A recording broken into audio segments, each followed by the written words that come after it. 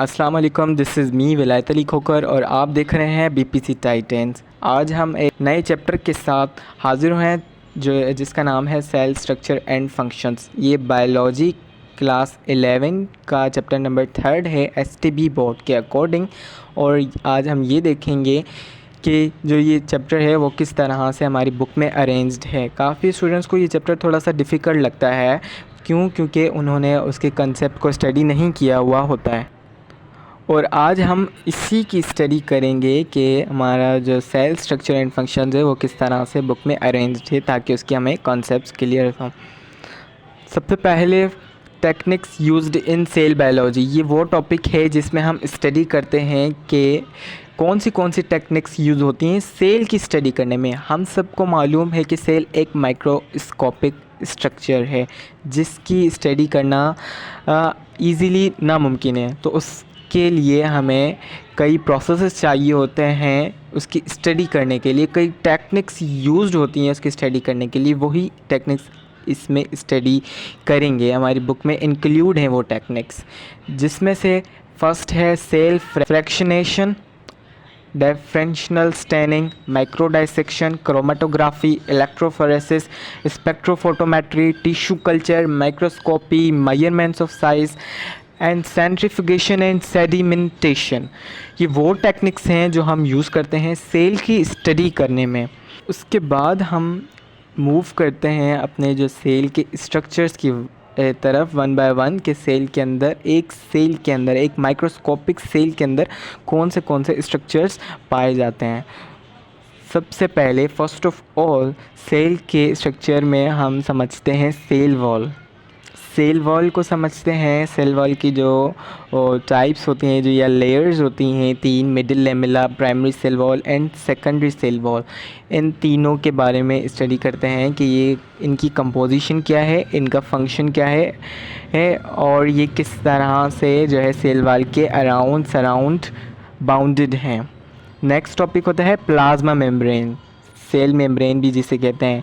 ये plasma membrane की हम केमिकल कंपोजिशन समझते हैं। जो ये बाउंड्री होती है वो किस तरह से जो है हमारी सेल के अंदर एक सेल को सराउंड की हुई होती है। और स्ट्रक्चर ऑफ प्लाज्मा मेम्ब्रेन इसमें स्टडी करते हैं। स्ट्रक्चर ऑफ प्लाज्मा मेम्ब्रेन के अंदर 2 टॉपिक्स आ जाते हैं मॉडल्स के। जो 2 मॉडल दिए होते हैं ना, sandwich model and fluid mosaic model. वैसे तो सेल मेम्ब्रेन के काफ़ी सारे मॉडल आए, बट हमारी बुक में 2 मॉडल्स इंक्लूड हैं, sandwich model and fluid mosaic model, जिन्हें हमें थारोली डिस्कस करना होता है। सैंडविच मॉडल को हम एक पैराग्राफ, ज़्यादा एक पैराग्राफ होता है, इसके स्टडी करते हैं। बाकी जो फ्लूइड मोज़ाइक मॉडल है इसे थारोली डिस्कस करते हैं। इसके अंदर जो 2 तरह की प्रोटीन्स होते हैं, integral proteins and peripheral proteins, इनके फंक्शंस को स्टडी करते हैं, वो किस तरह से फंक्शन प्रोवाइड कर रही होती हैं सेल मेम्ब्रेन को। Then next we study function of cell membrane.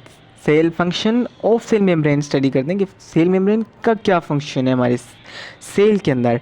Then role, regulation, interaction with environment, और वो रोल स्टडी करते हैं प्लाज्मा मेम्ब्रेन का जो इंटरेक्शन कर रही होती है एनवायरनमेंट के साथ।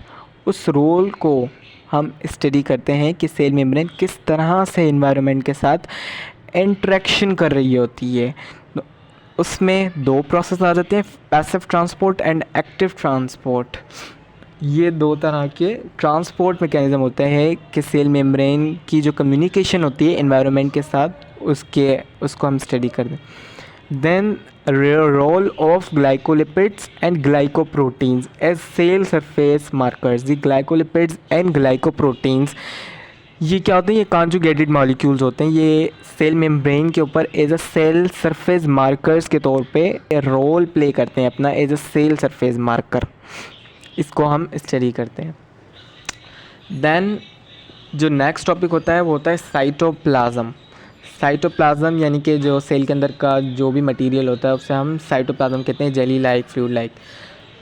साइटोप्लाज्म की केमिकल नेचर हम स्टडी करते हैं। Chemical nature, metabolic role of cytoplasm, cytoplasmic organelles. Then हम स्टडी करते हैं डीपली, थारोली, वो होता है साइटोप्लाज्म। जो साइटोप्लाज्मिक ऑर्गेनल्स होते हैं वो साइटोप्लाज्म के अंदर ही होते हैं। उन सारे ऑर्गेनल्स को हम साइटोप्लाज्म में स्टडी करते हैं। साइटोप्लाज्म में जो ये साइटोप्लाज्मिक ऑर्गेनल्स हैं तो उसमें सबसे पहले first of all endoplasmic reticulum आ जाता है। ये एक सेल ऑर्गेनल है, मेम्ब्रेन बाउंड है। इसके दो तरह के टाइप्स होते हैं, smooth endoplasmic reticulum, rough endoplasmic reticulum. इनके फंक्शन को स्टडी करते हैं और इनकी कंपोजिशन वगैरह को, इनके स्ट्रक्चर्स वगैरह को स्टडी करते हैं। हर ऑर्गेनल के हम ये देखेंगे कि उसका स्ट्रक्चर क्या है, उसकी कंपोजिशन क्या है और उसकी लोकेशन या पोजीशन क्या है, और ये स्टडी करते हैं कि वो मेम्ब्रेन बाउंड है या सिंगल मेम्ब्रेन बाउंड है या नॉन मेम्ब्रेन बाउंड है, और देन लास्ट उसका फंक्शन स्टडी करते हैं कि वो कौन सा फंक्शन सेल के अंदर प्रोवाइड कर रहा है। देन नेक्स्ट जो है ऑर्गेनल वो है राइबोसोम्स। राइबोसोम्स जिसे हम प्रोटीन फैक्ट्री कहते हैं।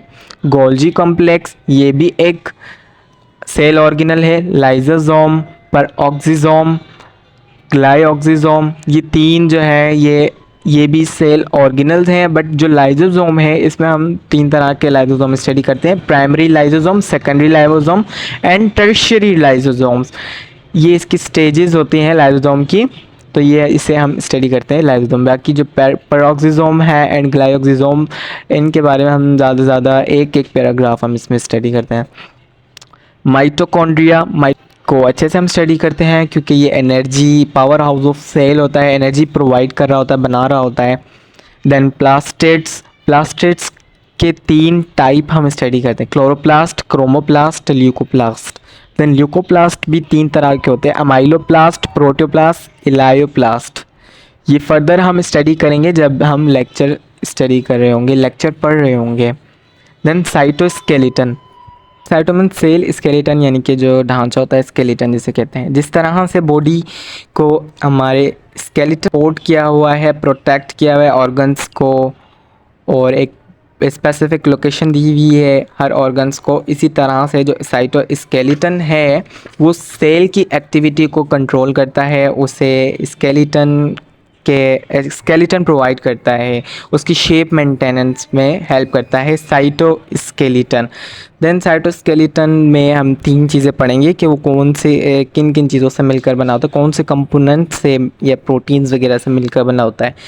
तो तीन फिलामेंट्स हम इसमें स्टडी करेंगे, microfilaments, microtubules and intermediate filaments. ये तीन तरह के जो स्ट्रक्चर्स होते हैं, कंपोनेंट्स होते हैं जो साइटोस्केलेटन बना रहे होते हैं।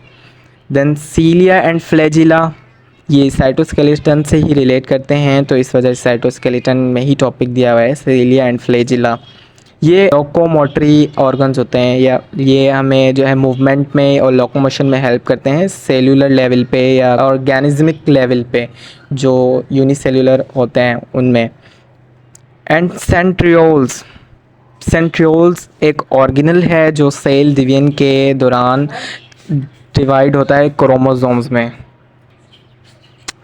वैक्यूल्स स्टडी करेंगे। न्यूक्लियस जो कंप्लीट एक्टिविटीज़ को कंट्रोल करता है वो होता है न्यूक्लियस के जो कंपोनेंट्स होते हैं वो हम इसमें स्टडी करते हैं, जैसे कि nuclear membrane, nucleoplasm, nucleolus, chromatin material and chromosomes.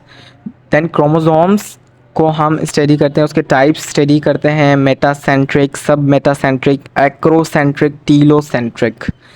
ये चार टाइप्स होते हैं क्रोमोसोम्स के, सेंट्रियोमर की लोकेशन के बेस्ट पर ये हम इसमें स्टडी करते हैं। देन जो in the last we study the cell types prokaryotic and eukaryotic. इनका जो है छोटा सा डिफरेंस हमारी बुक में STB बायोलॉजी क्लास 11 की बुक में दिया हुआ है, वो हम इसमें स्टडी करते हैं, प्रोकैरियोटिक एंड यूकैरियोटिक। हमारा सेल स्ट्रक्चर एंड फंक्शंस, उम्मीद है कि आप लोगों को अच्छे से समझ आया होगा। ये वो कंप्लीट मैप है जो मैंने अपडेट कर दिया है, आप इसे इजीली कॉपी करें, अंडरस्टैंड करें, ताकि आप जब थारोली इसकी स्टडी करें तो आपको कोई भी प्रॉब्लम ना हो। Thank you.